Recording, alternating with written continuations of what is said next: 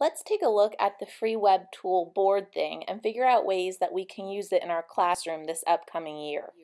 This is one of those tools that is so easy that even kindergarten or first graders can use it, but it can apply to various grade levels, so even high school kids can use BoardThing.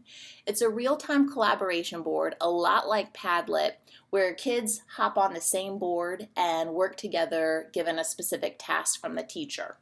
When you go to boardthing.com, this is what you'll come to, and you're going to have to request an invite. This tool is still in beta version, so that's why they're asking you to request an invite. And I did this about a year ago when it first came out, and they got back to me super quick, and I've never had a problem since. So knock on wood, BoardThing continues to work so nice and beautifully when working with the kids. Once you get your invitation to join BoardThing and you set up your free account, this is what your dashboard's going to look like. Yours obviously will be blank here in the middle, but you can see the different boards that I've created and used over the past year. What I like about BoardThing is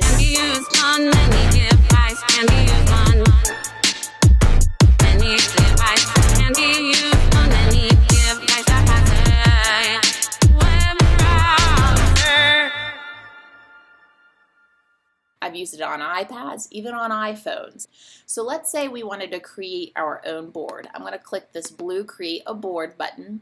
And I know a lot of you had asked for ideas with how you could implement technology into your reading centers or even your word study rotations. So let's do a word study board where the kids who are studying words that fit in the OI and the OY features those are their words for the week. I'm going to click Create.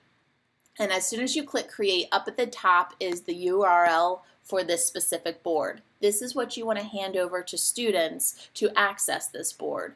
Copy and paste it into Google Classroom or into your server. However you hand out websites to your students, this is where you're going to go to get that URL address. If kids are working on an iPad, quickly turn that URL address into a QR code. Scan the QR code and it takes them straight to this board. The tools up here, super easy to figure out and use. You've got your digital sticky notes. BoardThing likes to call them cards, but they're a lot like sticky notes like you see in Padlet. You've got your pen and you've got different colors. So for this activity, I'm going to divide the board in half. And I'm going to maybe put my OY words over here and my OI over here. It doesn't have a text feature yet except for the actual sticky notes. Hopefully they'll come out with a text tool where you can type things rather than write it like that. You'll also have your eraser over here. So here are your virtual sticky notes. And what I like to do is have each child choose a color that they're going to be throughout the activity. So maybe Julie's going to be pink, Karen's going to be purple, Ryan's going to be blue, and so forth. And the first thing that we do is they choose their color, and to get a sticky note to pop up, you just double click on your screen, and they type in their name and they post their name. And they can drag their names to the bottom of the board, to the side of the board, wherever you ask them to do that. And this creates a key.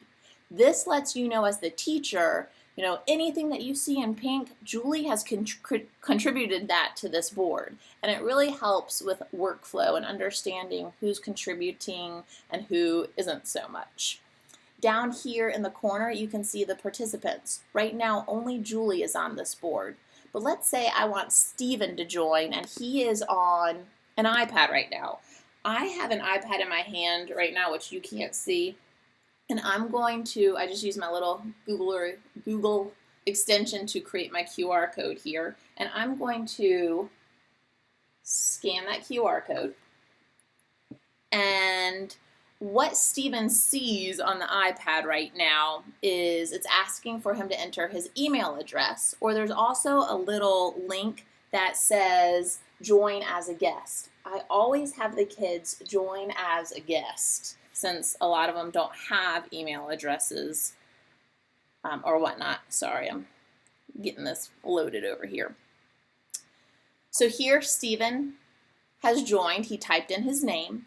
And Steven is going to be a yellow Post-it note. So on my iPad, I'm just typing in Steven, and here he is, and he can move it. Now, anybody can move Post-it notes until they are locked down. So I train the kids, once you have your Post-it note where you want it, hover your cursor over or your finger over where the gear icon is, and then click lock, and it will lock it down. And you can see the different options that you have. You can resize, copy, and delete based off of that gear icon. So once you have several students on the board, and usually I don't like to have more than 8 or else it gets a little crazy, you're going to just have them start adding words that fit in the sort. So I want to double click, maybe I want to have toy, and I'm going to click post. And maybe Steven on his iPad is going to type in spoil. What I like about BoardThing is that you can also add pictures. I have already found pictures and saved them to my desktop on my laptop here. So let me show you how to add a picture. Let's say I want to add a picture of foil. I'm going to click the little camera icon and click select image. You can also just copy and paste a link to an image that you find on the internet here. And then I'm going to find my foil. I'm going to click upload. And then I can put it over here. Now, if you are lucky enough to have iPads in your classroom, this would be a great time to have your kids go on a picture hunt in the classroom and take pictures of things that fit into the correct category. My foil is not in the correct category. I need to get him over here. So Steven is going to take a picture of something that brings him joy to fit in the OI column. And you can't see me right now, but I'm on the iPad and I've already taken a picture for Steven. And he's going to upload something that brings him joy. Here we go. Oh, I'm not sure why his dog came in upside down. I must be holding the iPad differently or something. But that's the way that you can use 2 different devices for one activity. To take it a step further, since we're doing word study, we know that practicing words in isolation isn't always the most effective way to practice words. So that's where you can open up this chat and have your kids actually chat with each other, but really they're typing sentences using their words. So you might have to have a little discussion about how this really isn't a chat, it's a way to practice words, but in a fun way. So maybe the boy cooked dinner using foil. And then Steven can get on the chat on his end and add to the chat as well. So this is just one way out of many different ways that you could use BoardThing in the classroom. But let's have a quick conversation in the comments below. How could you see using BoardThing in your classroom? And if you've used this before, let us know how you've used it and what you thought of it. Have a great day.